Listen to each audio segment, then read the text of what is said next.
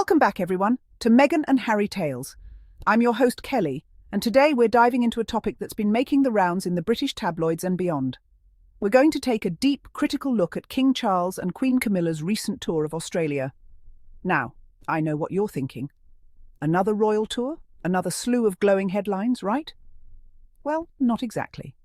What we've witnessed with this tour is more of the same outdated pomp, stiff handshakes, and surface-level charm that's trying so hard to convince the world that the monarchy is still relevant. But behind the carefully crafted photo ops and orchestrated appearances lies a different story, one that tells us a lot about where the monarchy is heading, and spoiler alert, it's not looking good for Charles and Camilla. As usual, our friend Piers Morgan has thrown himself into the fray, singing the praises of Charles and Camilla as if this tour were a smashing success. You've got to hand it to him. Morgan's dedication to upholding the Windsor brand is truly something to behold.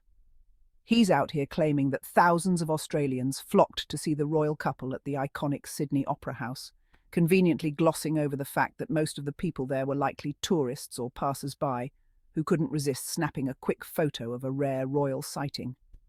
But more on that later. Today's episode isn't just about fact-checking Piers Morgan, though we'll certainly be doing plenty of that.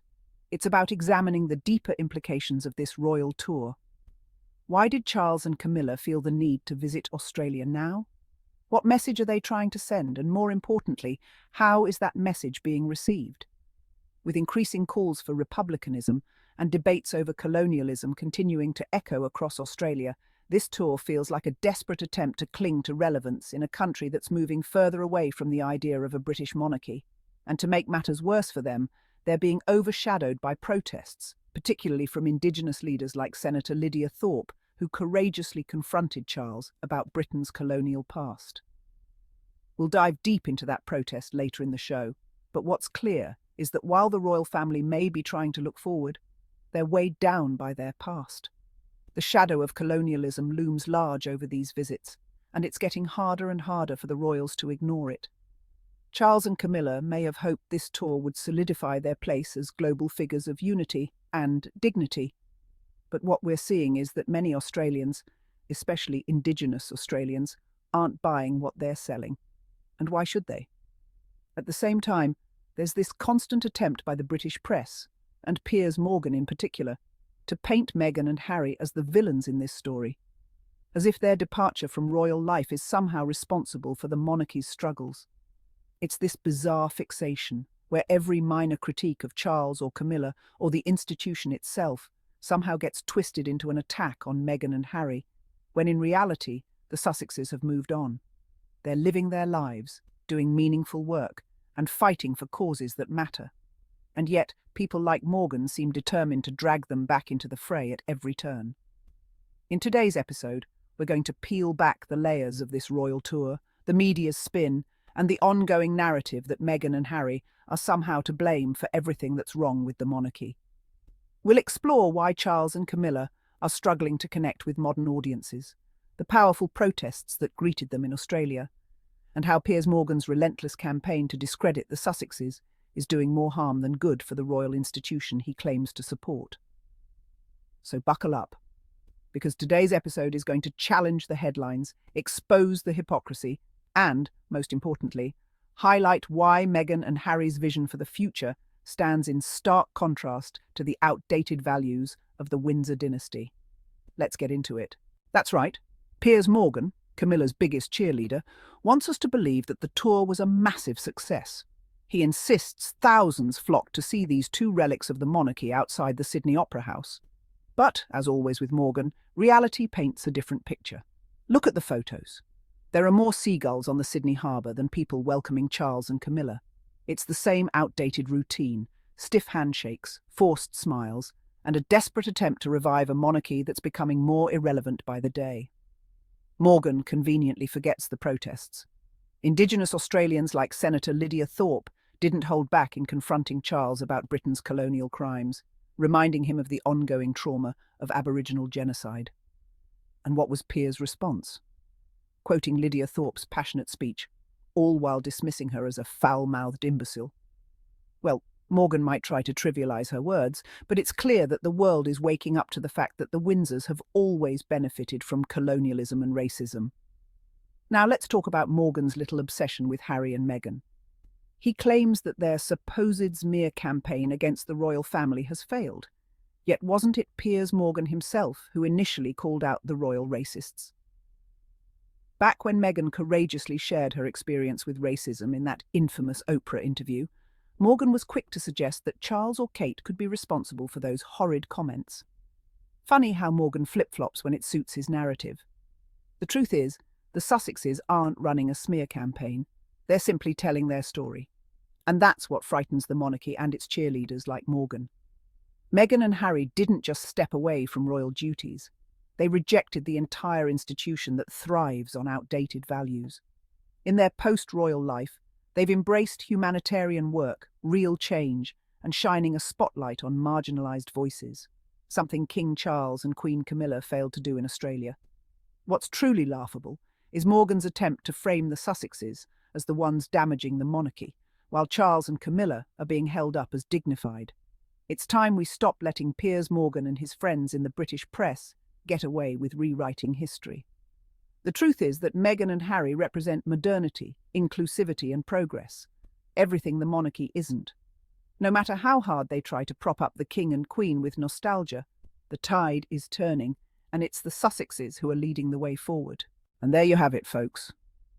As we wrap up today's episode, I think it's important to step back and take a broader look at what this royal tour represents, not just for Charles and Camilla, but for the institution of the monarchy as a whole. The carefully staged events, the media spin, the half-hearted attempts to engage with a modern multicultural society, all of it points to a monarchy that is desperately trying to remain relevant in a world that's moving forward without them. What's so striking about this tour is how it highlights the glaring gap between the old guard, the Windsors, stuck in their ways, relying on outdated rituals, and the new generation, represented by Harry and Meghan, who are carving out their own path, one that's far more in tune with the values of the modern world. While Charles and Camilla were busy shaking hands with politicians and attending glitzy events, Meghan and Harry have been on the ground, working with communities, advocating for mental health, promoting gender equality, and fighting for the rights of those who have been marginalised and forgotten. It's a stark contrast, and it's one that more and more people are starting to notice. We can't ignore the fact that while Charles and Camilla may have been met with some polite applause in Sydney, they were also met with protests. Protests that the British press, of course, conveniently downplayed or ignored. But those voices matter. The voices of Indigenous Australians like Senator Lydia Thorpe, who boldly called out the monarchy's complicity in colonialism, matter. These are the voices that represent the future, and they're not going away. And yet, Piers Morgan and his cronies in the British media would have us believe that these protests are nothing more than a nuisance, that they're irrelevant, that the monarchy remains as popular as ever. But the truth is, this tour didn't go as smoothly as they'd hoped. It was a relic of an era that's slipping away. The real story here isn't about the number of people who showed up at the Sydney Opera House. It's about what those protests represent. They represent a growing dissatisfaction with the monarchy, a recognition that the British Crown's time in places like Australia may be coming to an end. Now, contrast that with Meghan and Harry. Their work isn't about showing up for a photo op or trying to preserve a fading legacy. Their work is about change, real, meaningful change. They're not just talking about supporting mental health initiatives. They're actively working to create platforms that provide mental health support for those who need it most. They're not just paying lip service to gender equality. They're partnering with organisations that empower women and girls across the globe. And they're doing it all with a level of authenticity and sincerity that the Windsors can't even begin to match. So while Charles and Camilla may have completed their historic tour of Australia, it's clear that the real history is being made elsewhere.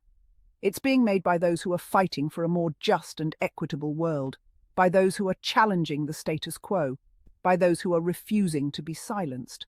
And that's where Meghan and Harry come in. They're not just redefining what it means to be royal, they're redefining what it means to be a leader in the 21st century. And while the British press continues to try and drag them down, their star keeps rising. They've chosen a different path, one that's grounded in compassion, integrity, and the belief that everyone deserves a voice. And that, my friends, is why they're winning. So as we close out today's episode, I want to leave you with this thought. The monarchy may be clinging to the past, but the future belongs to those who are brave enough to break free from tradition and forge their own path. Meghan and Harry have done just that. They've shown us that there's another way, one that doesn't rely on outdated institutions or empty gestures. And that's why, no matter what Piers Morgan or the British press may say, the Sussexes are here to stay. Thank you for joining me on this episode of Meghan and Harry Tales. Be sure to like, subscribe, and share this channel with your friends if you enjoyed today's discussion. We'll be back soon with more stories, more insights, and more truth about the most talked-about couple in the world. Until then, keep questioning the headlines, stay curious, and as always, stay tuned.